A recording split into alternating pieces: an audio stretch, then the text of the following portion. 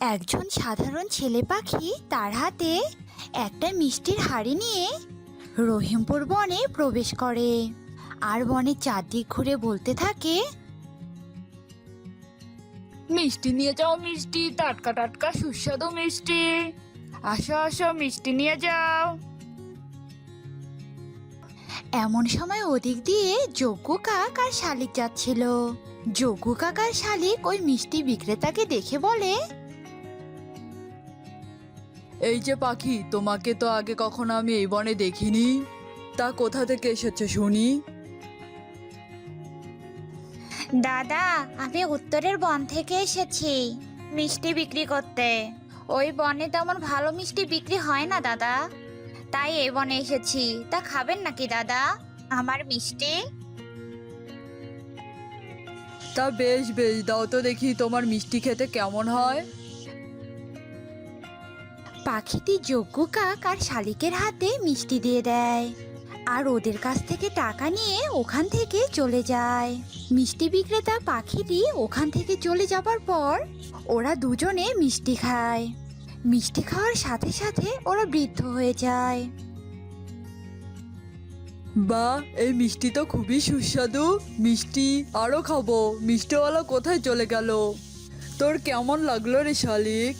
আরে শালিক, আমি তো মিষ্টি খেয়ে বেশ চাঙ্গা হয়ে গেলাম, আর তুই এমন বুড়ি হয়ে গেলি। তোর কি মিষ্টি এতই খারাপ লেগেছে টুনি? আরে কি সব বলছো? আমি বুড়ি হতে যাব কেন? বৃদ্ধ তো তুমি হয়েছো। নিজের চেহারার দিকে একবার তাকাও।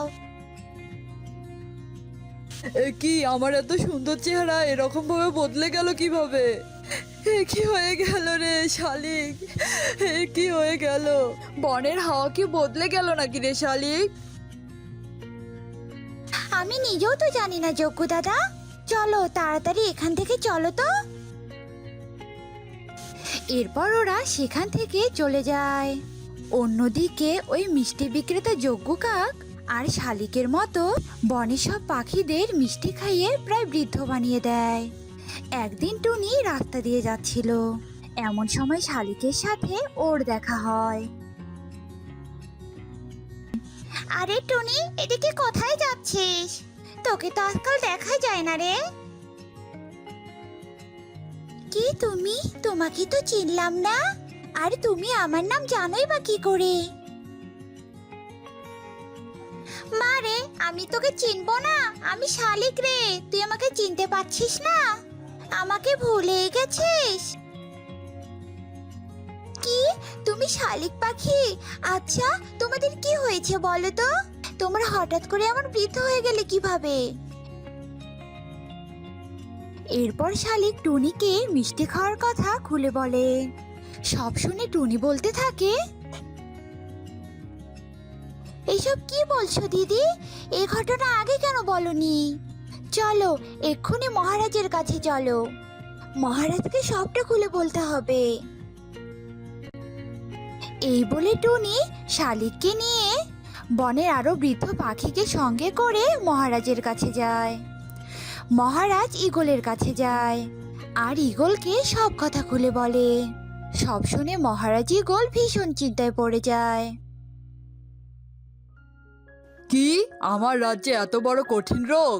না না, এই রোগ আর ছড়াতে দেওয়া যাবে না। এই রোগের নাম কি আর এই রোগ থেকে মুক্তি পাওয়ার উপায়, তা জানার জন্য তান্ত্রিককে ডাকতে হবে। সেনাপতি, এক্ষুনি তান্ত্রিককে ডেকে আনো। রাজার কথা শুনে সেনাপতি তান্ত্রিককে ডাকতে যায় আর বেশ কিছুক্ষণ পর সেনাপতি তান্ত্রিককে নিয়ে রাজপ্রাসাদে আসে আর ওরা তান্ত্রিককে সব কথা জানায়। সব শুনে তান্ত্রিক শালিককে বলতে থাকে, আচ্ছা শালিক, তুমি কি বৃদ্ধ হওয়ার আগে কোনো কিছু খেয়েছিলে বা কোনো কাজ করেছো? করলে আমাকে বলো। তান্ত্রিকের কথা শুনে শালিক ওই মিষ্টিওয়ালার ব্যাপারে সব কথা খুলে বলে। সব শুনে তান্ত্রিক কিছু সময় চুপ করে থাকে আর একটু পর বলতে থাকে, শোনো শালিক, ওটা একটা দুষ্টু জাদুকরের ভাত ছিল। ওই দুষ্টু জাদুকরটা এই পাহাড়ের গুহায় থাকে আর ওই খুবই শক্তিশালী। ওই দুষ্টু জাদুকর বনের সব পাখিদেরকে মিষ্টি খাইয়ে বৃদ্ধ বানিয়ে এই বনকে শক্তিহীন করতে চায়, আর এই বনের রাজা হতে চায় ওই জানো। তাহলে এখন কি হবে? আমরা কিভাবে ওই দুষ্টু জাদুকরের হাত থেকে মুক্তি পাবো? আর আমার প্রজারা কিভাবেই বা আগের মতো হয়ে যাবে? বলো তান্ত্রিক। চুপ করে থেকো না।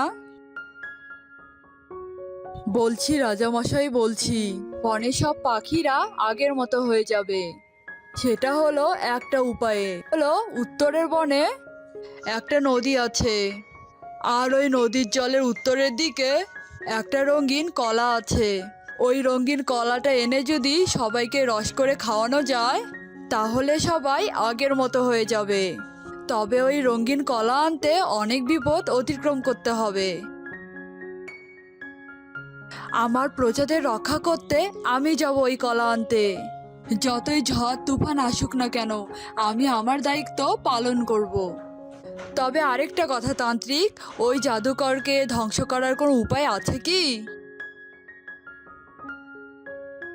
হ্যাঁ আছে।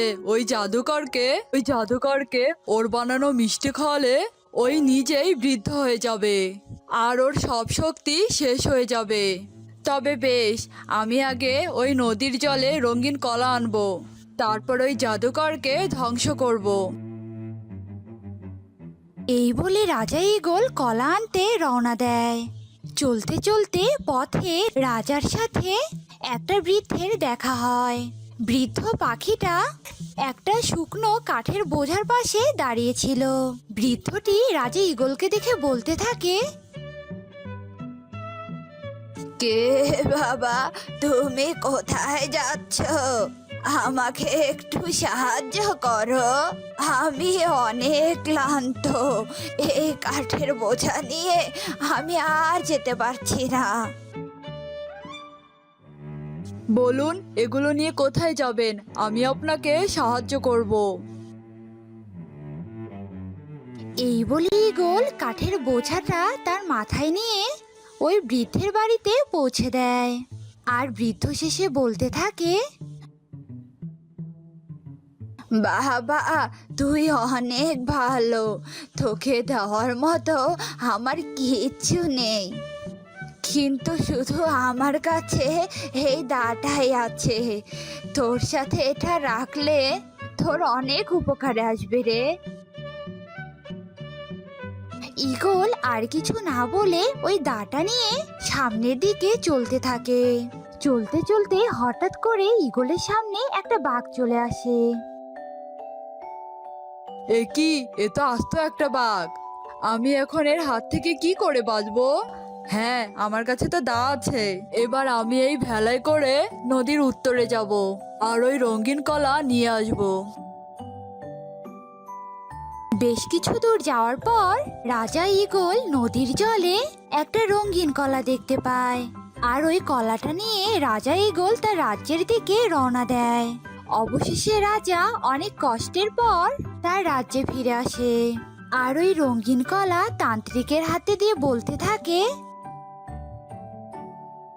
তান্ত্রিক, তুমি এই কলার রস বানাও, আর আমি ততক্ষণে ওই জাদুকরকে ধ্বংস করে আসি। আমি জাদুকরকে ধ্বংস করে এসে তারপরে নিজের হাতে এই রঙিন কলার রস আমি আমার প্রজাদের খাওয়াবো। মিষ্টিওয়ালা, ও মিষ্টিওয়ালা, আমাকে একটা মিষ্টি দাও তো। আমার মিষ্টি খেতে খুবই ইচ্ছা করছে। জাদুকর রাজা ঈগলকে দেখে চিনতে পারে আর মনে মনে বলতে থাকে, বাবা, আজ মনে হয় সূর্য পশ্চিম দিকে উঠেছে। রাজা নিজে এসেছে আমার কাছে মিষ্টি খেতে। ভালোই হয়েছে। কি হলো? কি ভাবছো?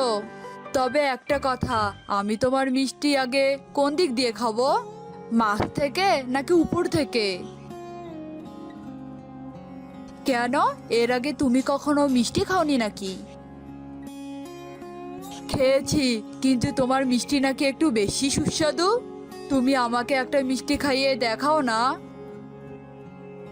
রাজার এমন বোকা কথায় জাদুকর ফেঁসে যায় আর নিজের মিষ্টি নিজেই খেয়ে ফেলে। আর সাথে সাথে জাদুকর বৃদ্ধ আর দুর্বল হয়ে যায়। জাদুকর বৃদ্ধ হওয়ার সাথে সাথে তার সব শক্তিও শেষ হয়ে যায় আর সে মাটিতে শুয়ে পড়ে। দুষ্টু জাদুকর, তোর খেলা শেষ। এবার বৃদ্ধ হওয়ার মজা বুঝ তুই। এই বলে রাজা তার রাজ্যে ফিরে আসে আর ওই নদীর জলে রঙিন কলার রস বনের সব বৃদ্ধ পাখিদের খাইয়ে দেয়। আর সব পাখিরা আগের মতো স্বাভাবিক হয়ে যায় আর সবাই রাজার অনেক প্রশংসা করতে থাকে। সত্যি আমরা আপনার মতো রাজা পেয়েছি, তাই আমরা অনেক ধন্য। আজ যদি আপনি না থাকতেন তাহলে আমরা কোনোদিনও আগের রূপ ফিরে পেতাম না। এরপর থেকে বনের সব পাখিরা আগের মতো সুখে শান্তিতে বসবাস করতে থাকে।